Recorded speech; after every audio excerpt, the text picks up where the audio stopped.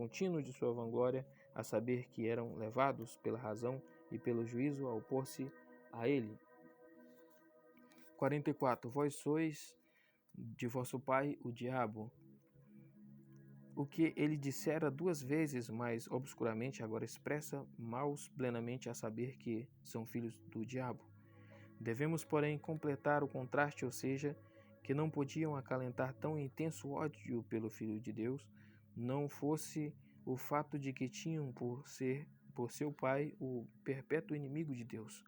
Ele os denomina de filhos do diabo, não só porque o imitam, mas porque se deixavam guiar por sua instigação e lutar contra Cristo. Porque, visto que somos chamados filhos de Deus, não só porque nos assemelhamos a Ele, mas porque Ele nos governa por seu Espírito, porquanto Cristo vive e é glorioso em nós, a ponto de conformarmos-nos à imagem de seu Pai. E assim, em contrapartida, lemos que o diabo é o pai daqueles cujo entendimento ele cega, cujos corações ele move a cometer toda injustiça, e em quem, em suma, ele age poderosamente e exerce sua tirania, como em 2 Coríntios 4:4, Efésios 2:2 e em outras passagens. Os maniqueus, nécia e ineficientemente, abusavam desta passagem com o intuito de provar seus princípios absurdos, pois vistos que, quando a Escritura nos chama filhos de Deus, isso não se refere à transmissão ou origem de substância, mas à graça do Espírito, o qual nos regenera para a novidade de vida. Assim, este dito de Cristo não se relaciona com a transmissão de substância, mas a corrupção da natureza, da qual a revolta humana foi a causa e origem. Portanto, quando os homens nascem filhos do diabo, não se deve imputar à criação, mas a culpa do pecado. Ora, Cristo prova isso a partir do efeito, porque voluntariamente e de sua própria iniciativa se dispuseram a seguir o diabo. Ele foi homicida desde o princípio. Ele explica quais são esses desejos e menciona 2 exemplos, crueldade e falsidade, nos quais os judeus tanto se assemelhavam a Satanás. Ao dizer que o diabo era homicida, sua intenção é dizer que ele engendrara a destruição do homem, pois tão logo o homem foi criado. Satanás, impelido por um perverso desejo de causar dano, inclinou sua força a destruí-lo. Cristo não quer dizer o princípio da criação, como se Deus implantasse nele a disposição para fazer o mal, porém condena em Satanás a corrupção da natureza a qual ele trouxe a si mesmo. Isso transparece mais nitidamente à luz da segunda sentença, na qual ele diz: ele não permaneceu na verdade, pois embora os que imaginam que o diabo foi inerentemente perverso, canalizando todo o seu esforço em fazer evasões, todavia tais palavras claramente expressam que houve uma mudança para pior e que a razão pela qual Satanás era mentiroso foi esta: ele se revoltou contra a verdade. Que ele é mentiroso não provém de sua natureza ter sido sempre contrário à verdade, mas porque ele se apartou dela por uma queda voluntária. Essa descrição de Satanás nos é altamente útil para que cada pessoa por si mesma se muna de toda prudência contra suas armadilhas e ao mesmo tempo repila sua violência e fúria, pois ele rodeia, rosnando como leão, buscando a quem possa devorar. 1 Pedro 5:8. E tem em seu poder milhares de estratégias para enganar. Quanto mais são os crentes supridos com armas espirituais para que possa lutar, tanto mais solicitamente devem eles se manter vigilantes e sóbrios. Ora, se Satanás não pode desfazer-se de tal disposição, não devemos ficar alarmados com isso como se fosse uma nova e inusitada ocorrência. Quando surgem erros excessivamente numerosos e variados, pois Satanás incita seus seguidores com seus vagalhões para enganar o mundo com suas imposturas. E nem precisamos sentir-nos surpresos com o fato de que Satanás faça esforços tão ingentes com o fim de extinguir a luz da verdade, pois ela é a única vida da alma. Assim, pois, a mais importante e mais mortal ferida para matar a alma é a falsidade. Como todos os que têm olhos para ver percebam, na atualidade, tem retrato do diabo no papado. Devem, antes de tudo, considerar que com que o inimigo deflagram a guerra e, em seguida, devem recorrer à proteção de Cristo como seu general, sob cuja bandeira deve lutar, porque nele não há verdade. Esta afirmação, que imediatamente segue a outra, é uma confirmação a posteriori, como a frase é, ou seja, é extraída do efeito, pois Satanás odeia a verdade, por isso não pode suportá-la, senão que, ao contrário, jaz inteiramente coberto de falsidades. Daí Cristo inferir que ele é inteiramente apostatado da verdade e alienado dela. Não nos maravilhemos, pois, se ele diariamente exibe os frutos de sua apostasia. Quando ele fala falsidade, estas palavras geralmente são explicadas como se Cristo afirmasse que a culpa da falsidade não pertence a Deus, que é o autor da natureza, senão que, ao contrário, procede da corrupção. Quanto a mim, porém, a explico de uma forma mais simples, a saber, que é costumeiro no diabo falar falsidade, e que ele nada mais conhece senão engendrar corrupções e fraudes e alusões. E, no entanto, com razões inferimos destas palavras que no diabo este vício é inerente, e que, embora lhe seja peculiar, pode-se dizer também que o mesmo lhe é acidental, porque enquanto Cristo faz com que o diabo seja o inventor da mentira, evidentemente o separa de Deus e até mesmo o declara contrário a Deus, pois ele é mentiroso e o pai da mentira. O termo pai tem o mesmo objetivo que a afirmação anterior, pois a razão porque se diz que Satanás é o pai da falsidade é porque ele é alienado de Deus, unicamente em quem a verdade habita e de quem ela emana como de uma única fonte. 45. Mas porque eu falo a verdade, ele confirma a afirmação anterior, porque visto que não possui nenhuma outra razão para opor-se, senão porque a verdade lhes é odiosa e intolerável, mostram claramente que são filhos de Satanás. 8:46 ao 50. Quem dentre vós me convence de pecado? E se eu falo a verdade, por que não me credes? Aquele que é de Deus ouve as palavras de Deus. Vós não o ouvis, porque não sois de Deus. Os judeus, pois, responderam e lhe disseram: não dissemos bem que és samaritano e tens demônio? Respondeu Jesus: eu não tenho demônio, porém honro meu Pai, e vós me tendes desonrado. Eu, porém, não busco minha própria glória, há quem a busque e a julgue. 46. Quem dentre vós, esta pergunta procede da confiança perfeita, porque sabendo que eles não podiam com justiça apresentar alguma censura contra ele, ele se gloria sobre seus inimigos, como já havendo obtido a vitória. E, no entanto, ele não diz que está livre de suas calúnias, porque, embora não tivessem razão para acusá-lo, contudo não cessavam de derramar suas calúnias sobre Cristo. Ele, porém, quer dizer que nele não habita nenhum delito. E tal é o conteúdo da palavra grega elegkein, que os latinos usam coargere,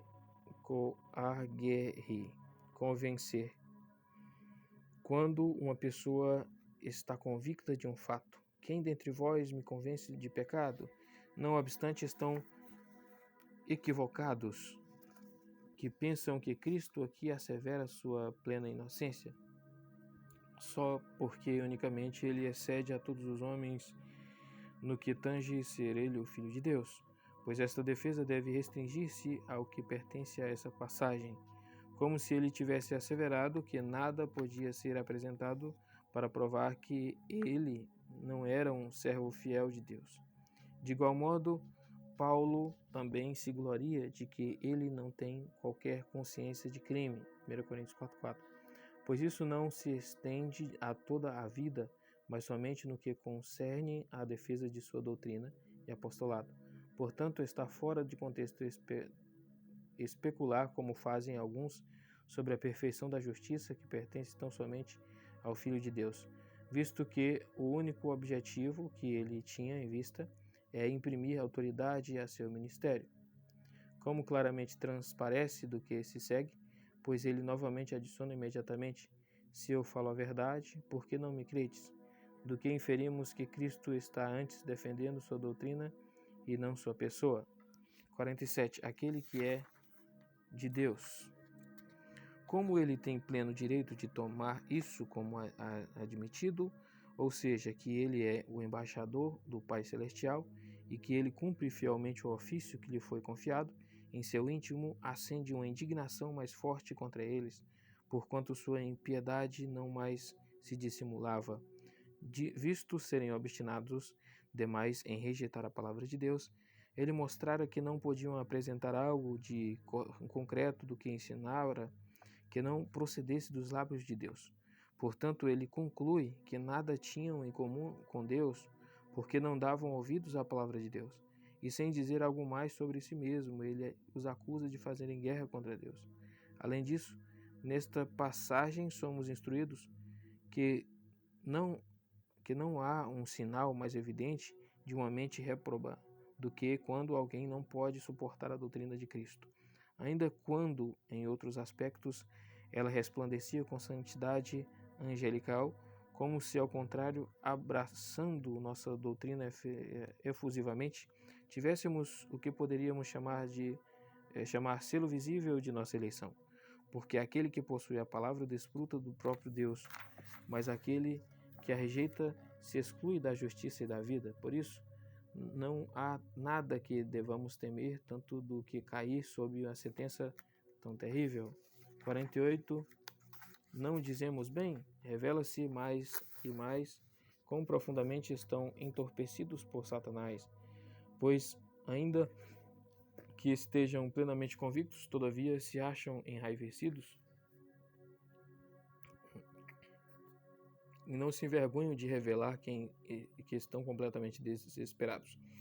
Além disso, embora lancem uma dupla reprimenda contra Cristo, contudo nada mais querem fazer senão dizer umas poucas palavras que ele é um homem detestável e que está agindo movido por um espírito perverso. Os judeus consideravam os samaritanos como sendo apóstatas e corruptores da lei. Portanto, sempre que desejavam estigmatizar um homem com infâmia, chamam-no samaritano. Portanto, não achando em Cristo nenhum crime mais hediondo, lançam mão ao léu e sem qualquer ponderação desse sarcasmo vulgar. Para expressá-lo em poucas palavras, notamos que o amaldiçoam afrontosamente, como os homens costumam fazer quando, enfurecidos como cães raivosos, não conseguem encontrar algo a dizer. 49. Eu não tenho demônio. Ele ignora a primeira acusação e se exime apenas da segunda. Há alguns que pensam que ele agiu assim em virtude de haver desconsiderado o insulto dirigido à sua pessoa e simplesmente empreendeu a defesa da doutrina. Em minha opinião, tais pessoas estão equivocadas, mas não é provável que os judeus fossem tão ingênuos ao distinguir entre a vida e a doutrina do Senhor Jesus.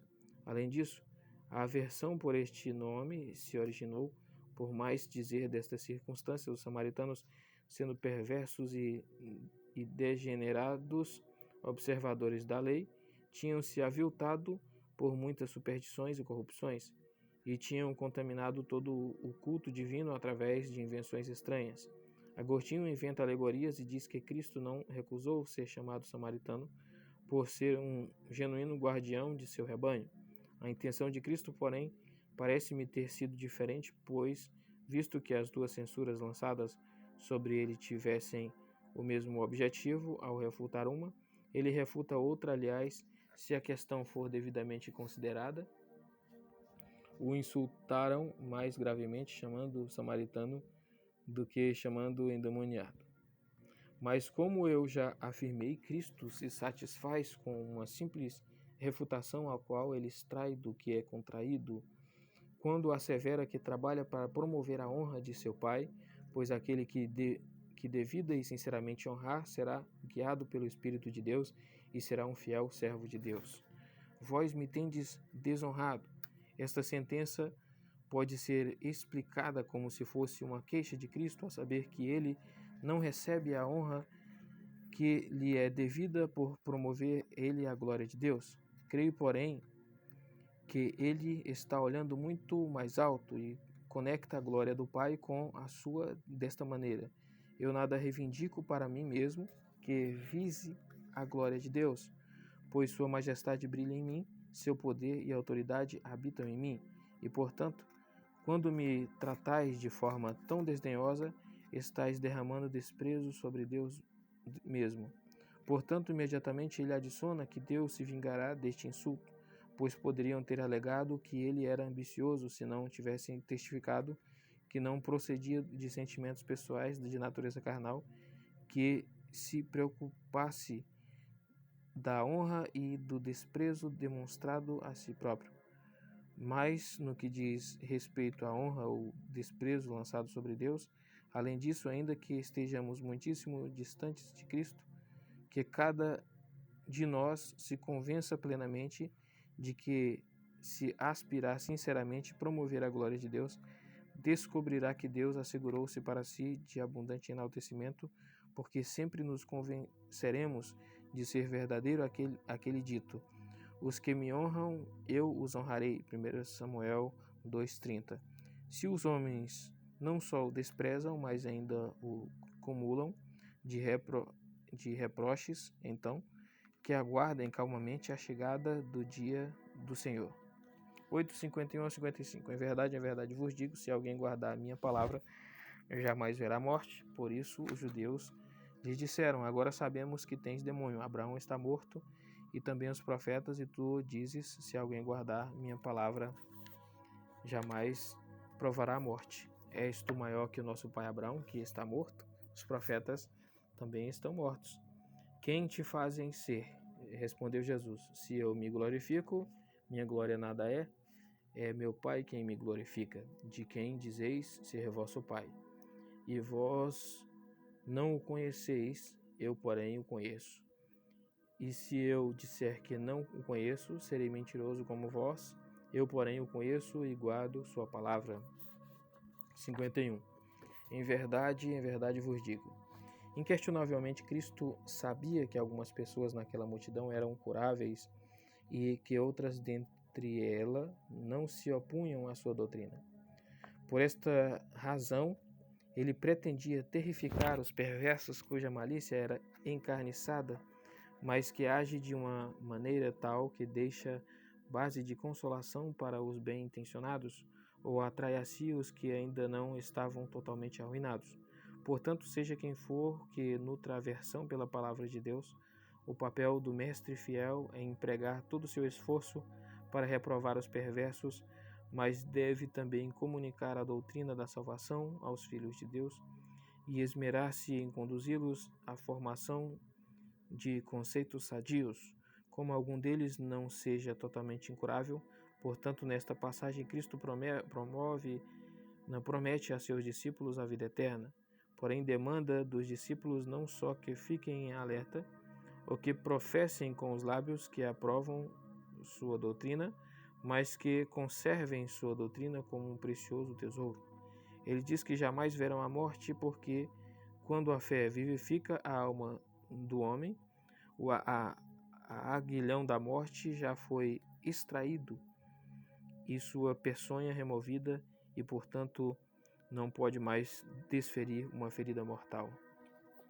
52. Agora sabemos, os réprobos persistem em sua estupidez e não se deixam abalar por promessas e tampouco por ameaças, de modo que não podem ser levados nem atraídos a Cristo. Há os que pensam que eles caluniosamente desvirtuam as palavras dele, fazendo uso da expressão provar a morte, a qual Cristo não usou, mas isso me parece sem fundamento. Antes, creio que ambas as frases provar a morte e ver a morte eram usadas pelos hebreus no mesmo sentido, isto é, morrer. Eles, porém, são falsos intérpretes nesse aspecto, ou seja, aplicam a doutrina espiritual de Cristo ao corpo. Nenhum crente verá a morte, porque os crentes, havendo já renascido de semente incorruptível, 1 Pedro 1,23, vivem mesmo estando mortos, porque unidos com Cristo, sua cabeça não podem ser extintos pela morte física, porque a morte é para eles uma passagem para o reino celestial, visto que o Espírito neles habitando é vida por causa da justiça. Romanos 8:10. Até que ele traga tudo quanto pertence à morte. Aqueles homens, porém, sendo carnais, não podem perceber qualquer livramento da morte, a menos que ele se manifeste no corpo. E é uma enfermidade tão comum no mundo que a maioria dos homens quase não nutrem qualquer preocupação pela graça de Cristo, visto que a julgam apenas pela sua percepção carnal. Para que a mesma coisa não nos suceda, devemos manter nossas mentes em alerta para que discernamos bem a vida espiritual no meio da morte. 53. És tu maior que nosso pai Abraão? Esta é outra ofensa que empreenderam com o fim de obscurecer a glória de Cristo, lançando mão do esplendor de Abraão e dos santos. Mas como todas as estrelas são precipitadas à sombra pelo esplendor do sol, assim toda a glória que porventura seja vista em todos os santos se desvanece diante do incomparável esplendor de Cristo. Portanto, agem injusta e absurdamente quando contrastam os santos com o Senhor, e ainda agem impropriamente em relação a Abraão e os profetas, usando mal seu nome em oposição ao de Cristo.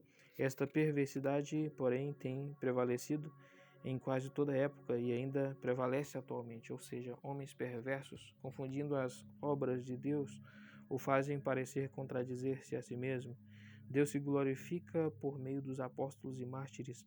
Os papistas arquitetam para si ídolos dos apóstolos e mártires a fim de ocuparem o lugar de Deus, e dessa forma não manufaturam instrumentos dos próprios favores divinos com o fim de destruir seu poder.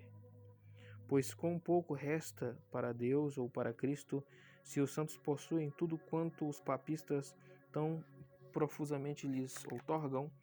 Por isso, é preciso que saibamos que toda a ordem do reino de Deus é destruída, a menos que os profetas, apóstolos e tudo que se pode chamar santo sejam postos muito abaixo de Cristo, para que tão somente ele seja mantido em soberana posição. E de fato não podemos falar dos santos com mais respeito do que quando os pomos abaixo de Cristo. Os papistas, porém, ainda que enganem os ignorantes, vangloriando-se de que são os fiéis admiradores dos santos, dirigem insultos a Deus e aos próprios santos, porque, designando-lhes uma condição de soberania, reduzem a Cristo ao mesmo nível com eles. Aliás, caem em duplo erro, porque em doutrina preferem os santos a Cristo, e porque, vestindo-se com os despojos de Cristo, privam-no de quase todo o seu poder. 54. Se eu me glorifico. Antes de responder a uma comparação tão injusta, ele começa dizendo que não busca sua própria glória e assim rebate sua calúnia. Se alguém objetar dizendo que Cristo também se glorificou, a resposta é fácil, a saber, ele agiu assim, não como homem, mas pela diretriz e autoridade de Deus.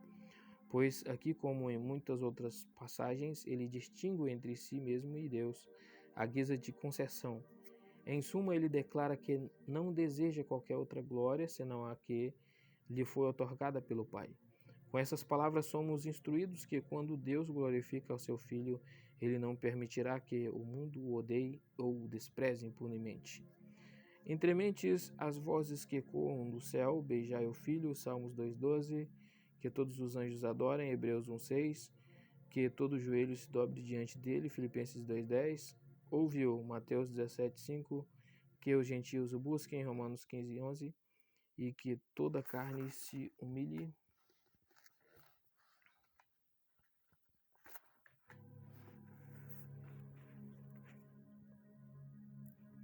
Devem encorajar profundamente os crentes a render a Cristo honra e reverência.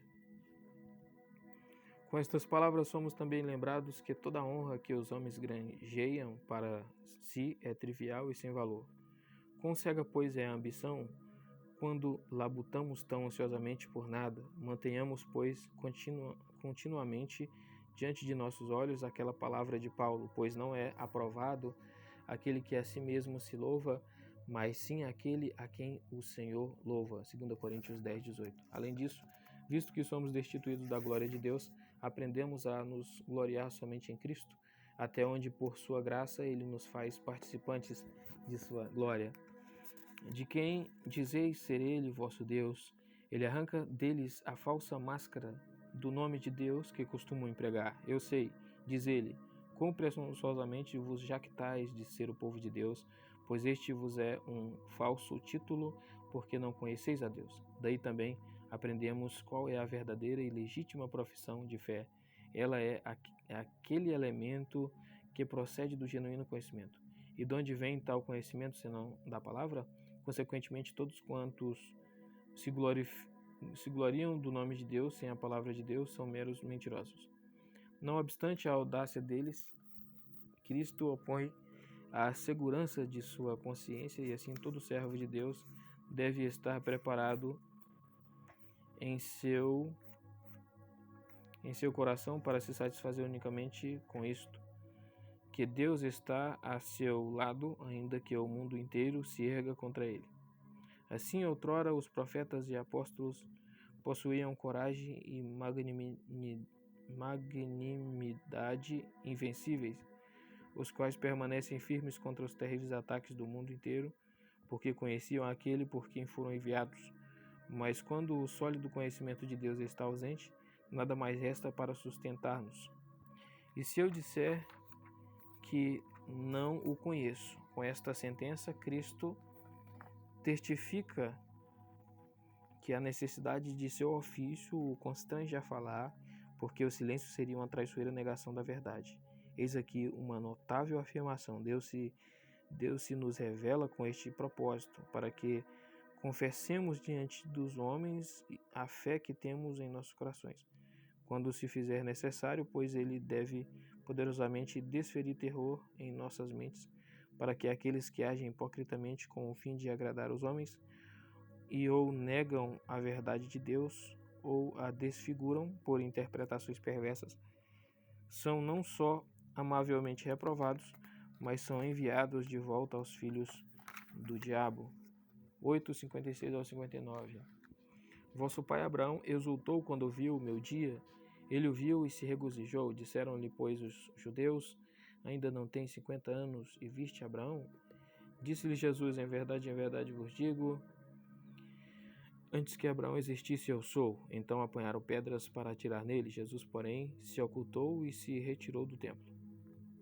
56. Vosso pai Abraão. Ele lhes concede apenas em palavras o que previamente tirara deles, a saber que Abraão é o pai deles. Mostra, porém, quão fútil é a objeção extraída do nome de Abraão. Ele não teve um objetivo, diz ele, durante toda a sua vida, senão ver o florescimento de meu reino.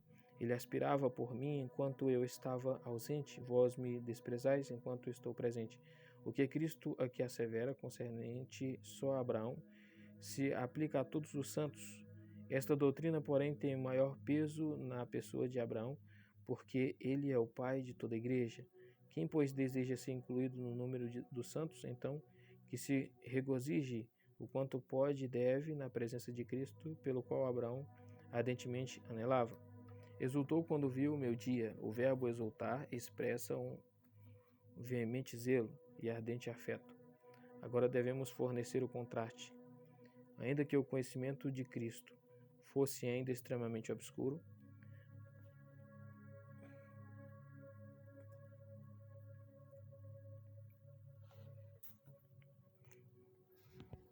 Abraão se viu inflamado por tão forte desejo que preferiu o desfruto dele a tudo quanto lhe parecesse desejável.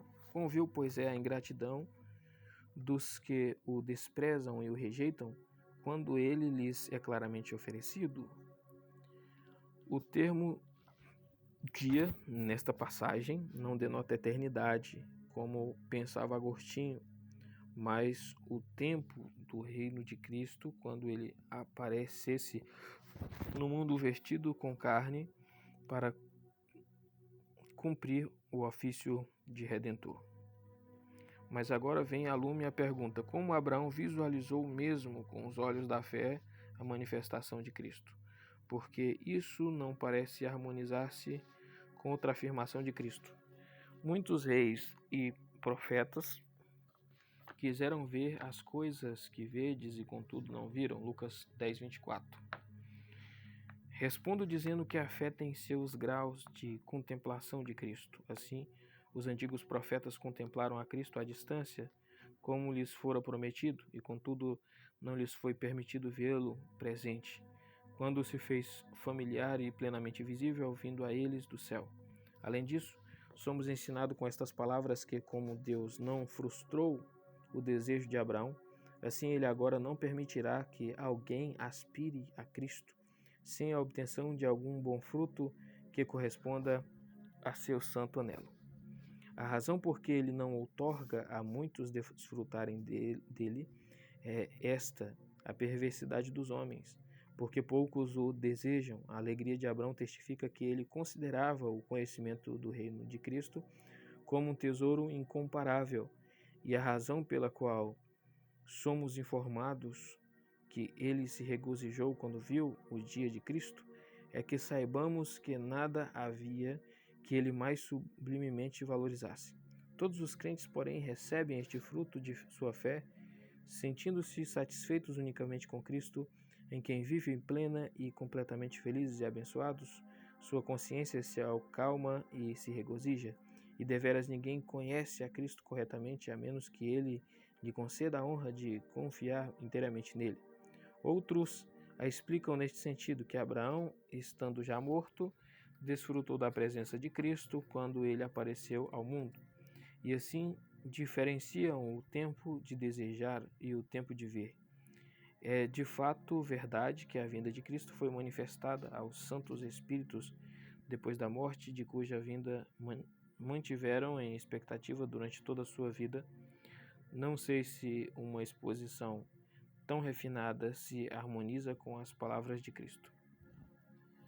57. Ainda não tem 50 anos. Tudo fazem por refutar a afirmação de Cristo, mostrando que ele asseverava o que era impossível, visto que ainda não tinha 50 anos de idade e se faz igual a Abraão, que havia morrido há muitos séculos antes, embora Cristo ainda não contasse 34 anos de idade. Contudo, lhe permitem ser um pouco mais velho para que não parecessem ser rígidos e exatos demais ao tratar com ele, como se quisessem dizer: certamente não te farás tão velho, embora esteja se gloriando de já ter 50 anos de idade. Por conseguinte, os que conjecturam que ele parecesse mais velho do que realmente era, ou que os anos mencionados nesta passagem não fossem anos solares, em ambos os casos lutam sem qualquer propósito. A noção dos papistas que dizem que Cristo viveu mais de 40 anos, em hipótese alguma, pode ser admitida. 58. Antes que Abraão existisse, visto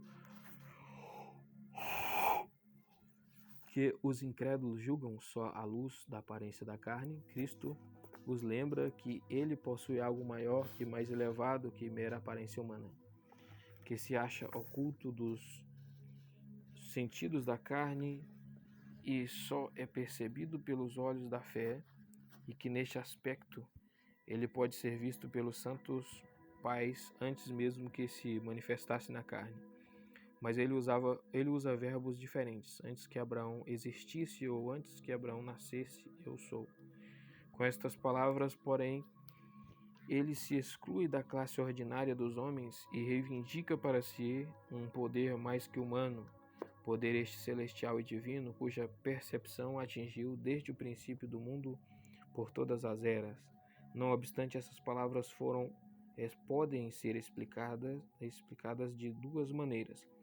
Aos que pensam que isso se aplica simplesmente à deidade eterna de Cristo e a compara com aquela passagem nos escritos de Moisés: eu sou o que sou, Êxodo 3,14.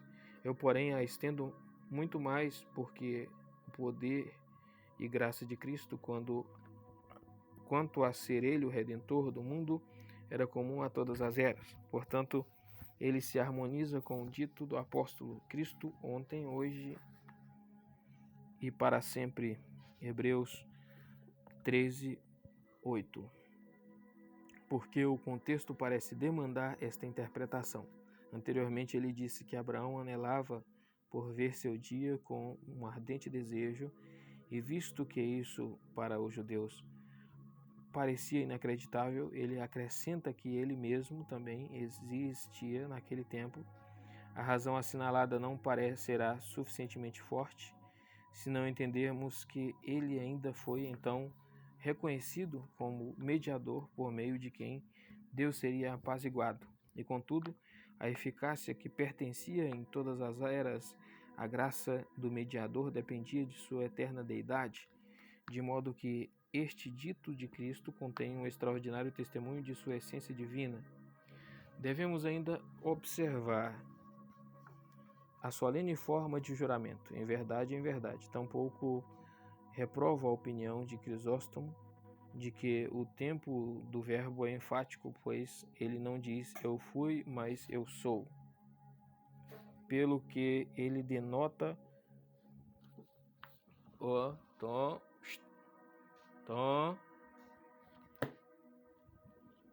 é isso aí. Ele não fala,